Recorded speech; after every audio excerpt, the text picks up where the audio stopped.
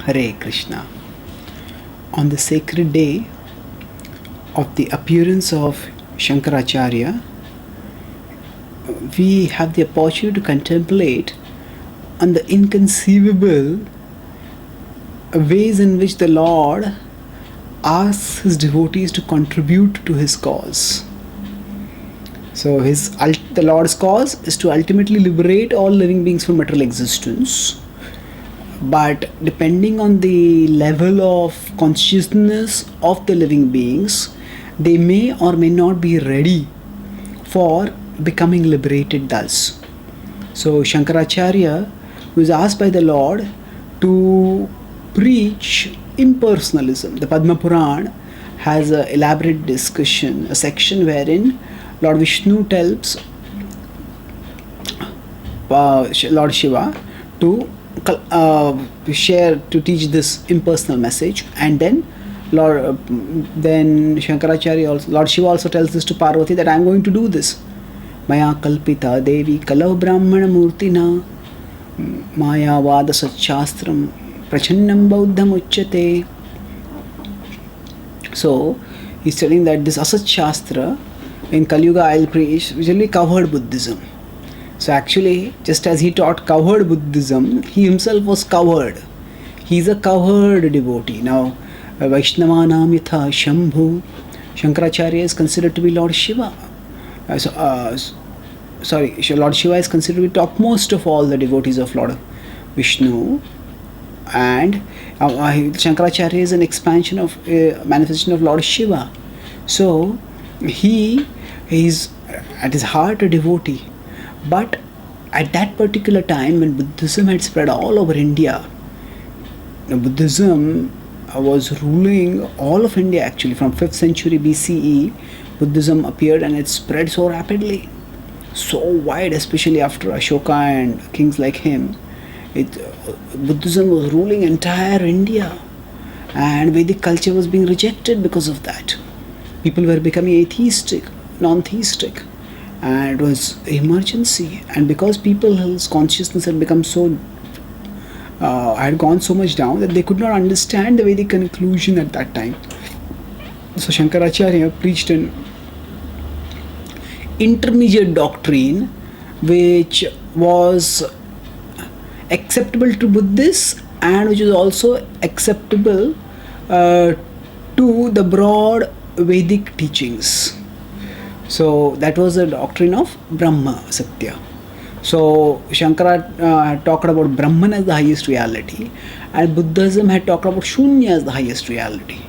So voidism, Shunyavad, is actually Buddhism. So now actually Shankara's Brahman and Buddhism's Shunya are actually intellectual clones.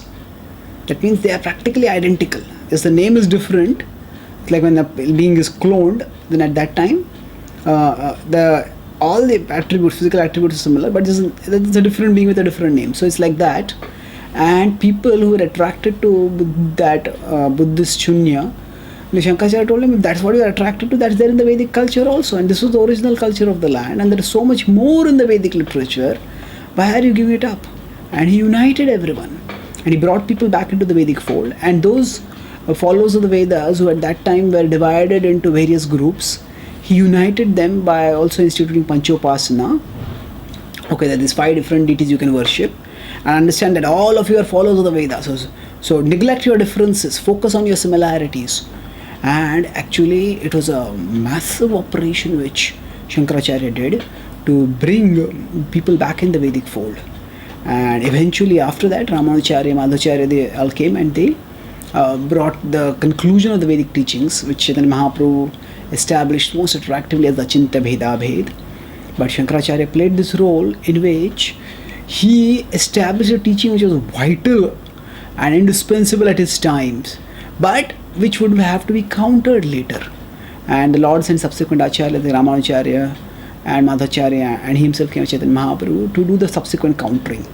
But the essential point is that whatever was done with the plan of the Lord, and Just as sometimes the Lord may ask his devotee to fight against him, not because the devotee is demoniac, like it happens with, say, Jay and Vijay being cursed to become demoniac, but Bhishma was not at all demoniac, but Bhishma fought against the Lord because of the Lord's will.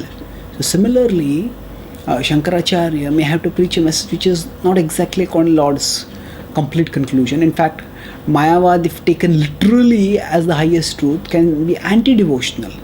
If understood as a contextual teaching, it can prepare the ground for the acceptance of the Vedas and eventually for the acceptance of the Vedic conclusion of pure devotion. But although just as Bhishma was misunderstood, he accepted that and he continued to do his service. Similarly, Shankaracharya, although many people misunderstand him, thinking that he is himself Advaitin, that he himself is an impersonalist, people misunderstand him and think of him not as a great devotee that he actually is. But he accepted that misunderstanding and he served the Lord because that was the Lord's will.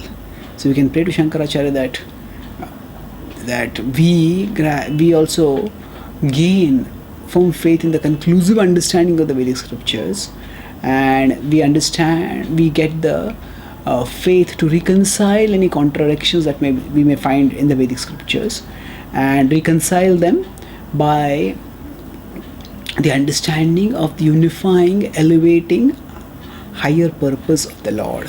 Thank you. Hare Krishna.